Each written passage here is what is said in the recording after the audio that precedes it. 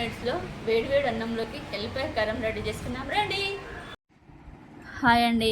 బయటైతే మస్తు వర్షం పడుతుంది. మా ఇంట్లో కూడా ఏం కూరగాయలు లేవు. ఈ వేడివేడిగా ఏమన్నా తినాలనిపించింది. ఇక అందుకనే ఏమైతే బాగుంటుందని ఇంట్లో అందరికీ మళ్ళీ జలుబులు దగ్గులు కూడా బాగున్నాయి. ఇప్పుడు వర్షాకాలం సీజన్ కదా అండి, అందరికీ జలుబులు దగ్గులు అంటే కామన్ ఇంట్లో. అందుకే ఎల్లిపాయ కారం చేసుకుందాం అనుకున్నాను. ఎల్లిపాయ కారము వేడివేడి అన్నాము మస్తు అంటే సూపర్ ఉంటుంది. దానికోసం అయితే 2 ఎల్లిగడ్డలు తీసుకున్నాను. ఆ ఎల్లిగడ్డల్ని కొన్ని పొట్టు తీసుకున్నాను, కొన్ని పొట్టు తీయకుండా తీసుకున్నానండి. వాటిని ఇప్పుడు రోట్లో వేసుకొని 3 స్పూన్ల కారము, 1/2 స్పూన్ ఉప్పు వేసుకోవాలి.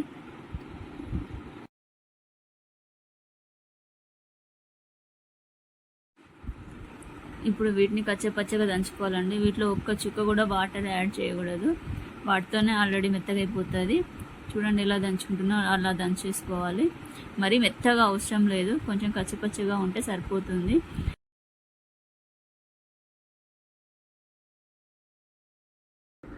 ఇప్పుడు దీనిలోకి అయితే ఒక గిన్నెలోకి తీసుకోవాలండి.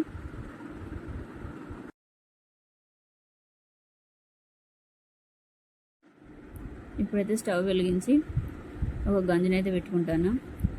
అందులో ఒక పావు నూనె పోసుకోవాలి. అట్నే కొంచెం జీలకర్ర, కొన్ని ఆవాలు, కొంచెం కళ్యామాకు, కొంచెం కొత్తిమీరాకు వేసుకోవాలి.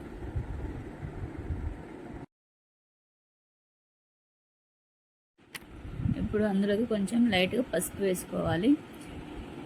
ఇదంతా పోపు అంతా వేడైన తర్వాత ఇందులోకి అప్పుడు మనం దంచి పెట్టుకున్న ఎల్లిపాయ ముద్దని ఇందులో వేసేసుకొని 1 నిమిషం పాటు అటు ఇటు కలుపుకోవాలి.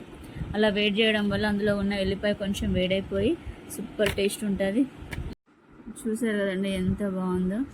ఈ విధంగా చేసుకోవాలి. ఇది 1 మంత్ వరకైనా స్టోర్ ఉంటుంది. ఇది ఫ్రిడ్జ్లో పెట్టని అవసరం లేదండి. ఇది మీకు ఎప్పుడు తినాలనిపించినా తినొచ్చండి. వేడివేడి అన్నంలోకి మస్తు సూపర్ ఉంటుంది. ఇది దగ్గు వచ్చినప్పుడు కానీ, దగ్గు జలుబు జ్వరం ఉన్నా కూడా ఇలా ఎల్లిపాయ కారం చేసుకొని తింటే నోరు టేస్ట్ వస్తుంది. మళ్ళీ హెల్త్